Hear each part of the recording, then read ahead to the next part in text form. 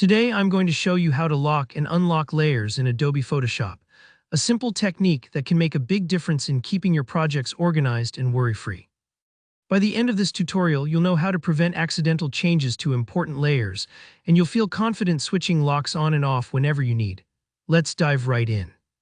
Imagine you're working on a project with several images, text layers, and effects all stacked together in your Layers panel, typically located on the right side of your Photoshop workspace.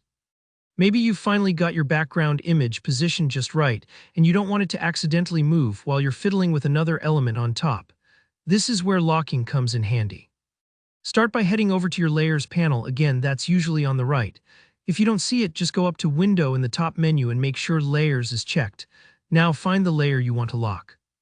This might be a photo you're using as a background, a logo, or any other graphic element you don't want to accidentally edit. Give that layer a click to select it. You'll see it highlighted. This means Photoshop knows you're about to work with it. With the desired layer selected, look up near the top of the Layers panel.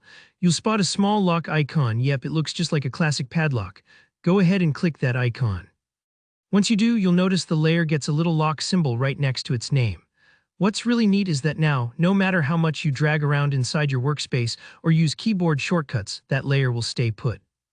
You can't nudge or move it accidentally, and tools like the eraser and brush won't work on it unless you unlock it first.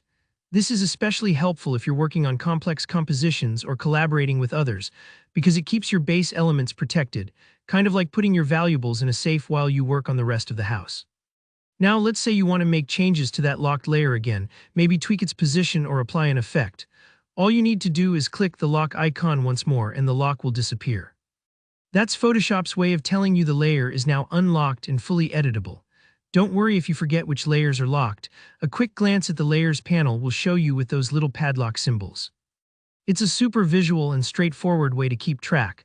And if you try to move a locked layer, Photoshop won't let you, so you don't need to stress about making a mistake. For anyone working with multiple layers, locking is a great habit to get into. It's a bit like taping down the corners of a painting before you add new brush strokes. You're making sure your foundation is secure so the creative process can flow smoothly.